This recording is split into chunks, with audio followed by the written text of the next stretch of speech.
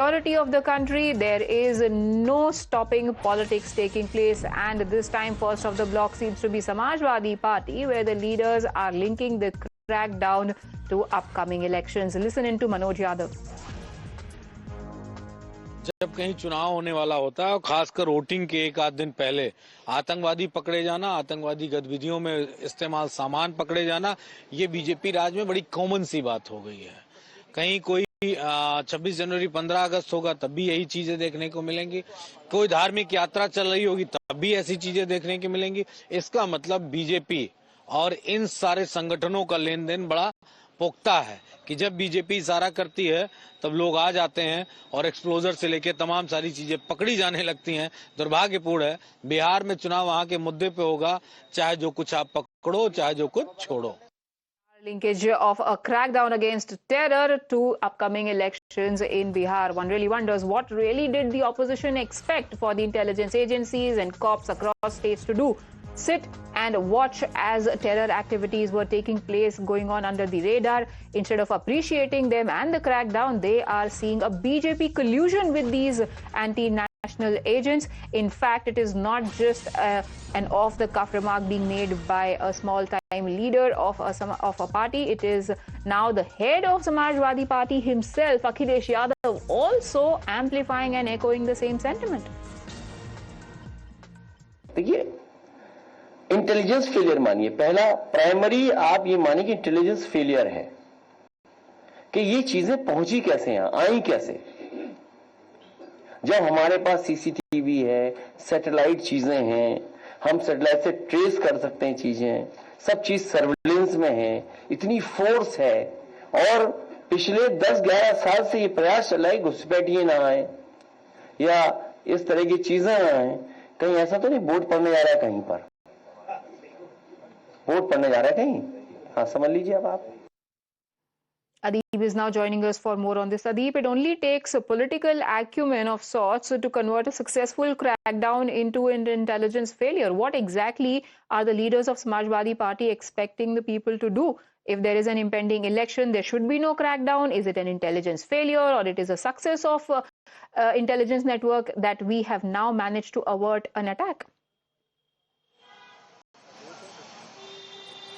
Well, definitely, Priya, and see, whether it be Akhilesh Yadav or leaders from his party, they are raising allegations that this is an intelligence failure, and the intelligence forces first they failed to identify that how such a large amount of IED came near the Delhi, and now Samajwadi Party chief Mr. Akhilesh Yadav is saying that it's happening just Adib, because I'm interjecting you because we've now got Rakesh Tripathi of the BJP to give us a reaction on this. Sir, Akhilesh Yadav says it is failure of intelligence, and his colleague Manoj Yadav is saying that you are in cahoots with these agencies. तो जब भी चुनाव होता है ऐसे दबाव वाली हरकतें हो जाती हैं।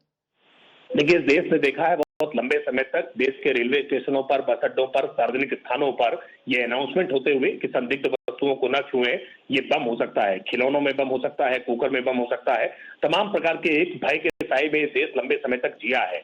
लेकिन 2014 में नरेंद्र मोदी की सरकार बनने के बाद से आज खुफिया एजेंसियों का, सुरक्षा एजेंसियों का और राज्यों का परस्पर इतना बेहतर समन्वय है कि आतंकी वारदातों से पहले ही हम आतंकियों को धर पकड़ने का काम करते हैं। दुर्भाग्यपूर्ण यह है कि जो आतंकियों को छोड़ने की वकालत करते रहे, जो आतंकियों के मारे जाने पर जिनकी आंखों से आंसू नहीं रुकते रहे हैं, वो कांग्रेस पार्टी हो या समाजवादी पार्टी हो, इनको जब जब आतंकियों पर क्रैकडाउन होता है तो इनको बहुत पीड़ा होती है, इनको बहुत दर्द होता है। ये इसमें भी चुनाव का एंगल देख रहे हैं। बिहार का चुनाव तो लगभग अब समाप्त हो गया, प्रचार समाप्त हो गया है, वहां के एक चरण का मतदान समाप्त हो चुका है। ऐसे में अगर कोई आतंकी वारदात को रोका जा रहा है तो आप सुरक्षा एजेंसियों का मनोबल बढ़ाने के लिए उनकी पीठ थपथपा सकते हैं, सरकार को धन्यवाद कर सकते हैं, और जनता ये महसूस कर रही है, जनता धन्यवाद महसूस कर रही है। लेकिन ये प्रतिपक्ष विपक्ष जो आतंकियों के साथ खड़ा हो जाता है मजहबी वोट बैंक के लिए, वो इस तरह की घटिया टिप्पणियां कर रहा है। नहीं सर, पर वो ये कह रहे हैं कि ये तो बहुत दिनों से असलहा इकट्ठा हो रहा होगा ना, ये तो 5-6 महीनों से, जो हमारे रिपोर्टर्स भी बता रहे हैं, तो ये कह रहे हैं कि सरकार का इंटेलिजेंस फेलियर है, और क्योंकि वो चुनाव के टाइम पर कुछ ब्राउनी पॉइंट्स कमाना चाहते हैं और बिहार इलेक्शन को इम्पैक्ट करना चाहते हैं, इसलिए टाइम्ड है। पहले क्यों नहीं हुआ ये क्रैकडाउन?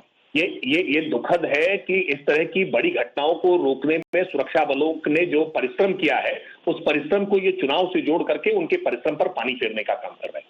उन्होंने जनता की जान सुरक्षित करने का काम किया है, उनकी पीठ थपथपाने के बजाय उसको आप चुनाव से जोड़ करके अपनी घटिया मानसिकता को दिखाने का काम कर रहे हैं। अच्छा, राकेश त्रिपाठी जी हमारे साथ बने रहिए, बिकॉज मनोज यादव जी जिनके स्टेटमेंट की हम बात कर रहे थे वो भी हमारे साथ हैं। सर, आपको क्यों लगता है कि इस क्रैकडाउन का बिहार के चुनाव से कुछ लेना देना है? देखिए, घटिया मानसिकता उन लोगों की होती है कि जब गुजरात में चुनाव होता है तो अमरनाथ में उसी बस पे अटैक होता है जिस बस में गुजराती बैठे होते हैं। वो घटिया मानसिकता वाले एक।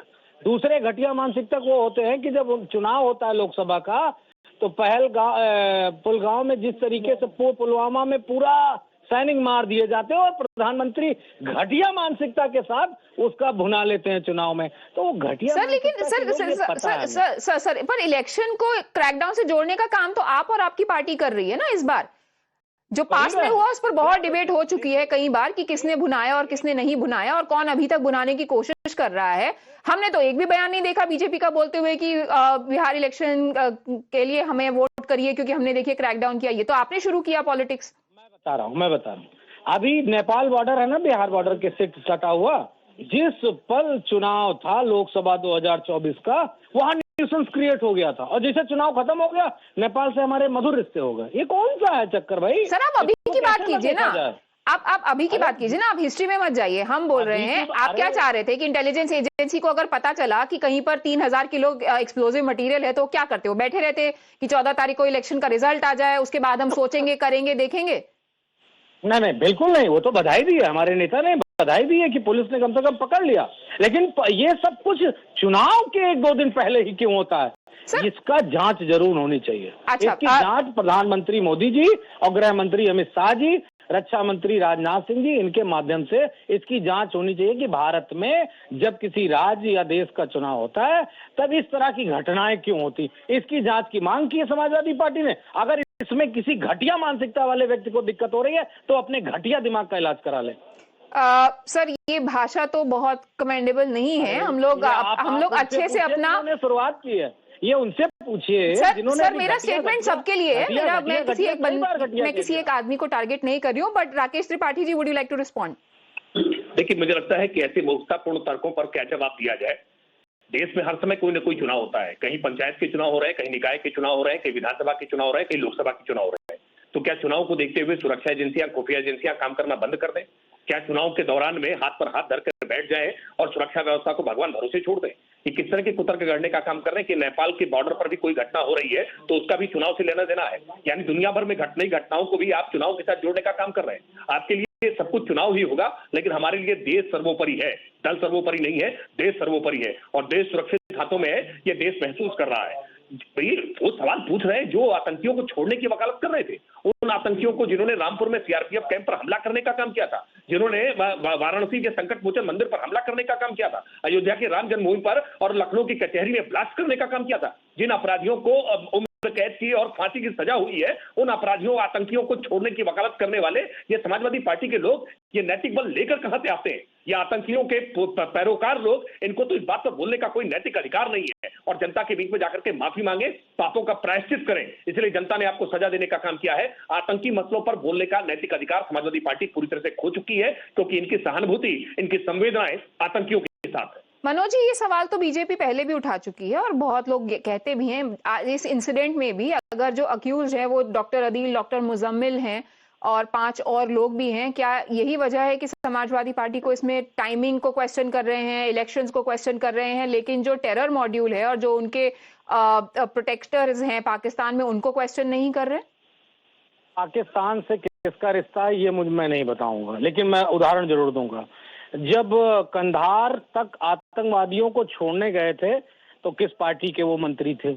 सूटकेस भर के रुपए ले गए थे। हमने कहा था क्या कि जाओ? सर आप फिर हिस्ट्री में चले गए। सर मैं तो डॉक्टर अदील और डॉक्टर मुजम्मिल की बात कर रही हूँ ना। आप मुझे बताइए कि आप डॉक्टर अदील और डॉक्टर मुजम्मिल के बारे में क्या कह रहे हैं जो यहाँ डॉक्टर्स ऑफ टेरर बने बैठे हैं? रुक जाइए। ये डॉक्टर मुजम्मिल पकड़े गए या डॉक्टर समीम पकड़े गए, ये सरकार जांच करके बताए। वो समाजवादी पार्टी ना सरकार में है ना, उसकी जवाबदेही हम तय करेंगे। सर लेकिन सरकार तो जांच कर ही रही थी ना, पुलिस ने तो पकड़ा ही ना। आप ही सवाल उठा रहे हैं कि अभी क्यों पकड़ा, अभी तो इलेक्शन था। हमारा सवाल सिर्फ इतना है कि जब जब सरकार उत्तर प्रदेश में या देश का चुनाव होता है तब इस तरह की गतिविधियां एक्टिव हो के कैसे तुरंत पकड़ ली जाती है, मैं ये जानना चाहता हूँ क्यों होता है।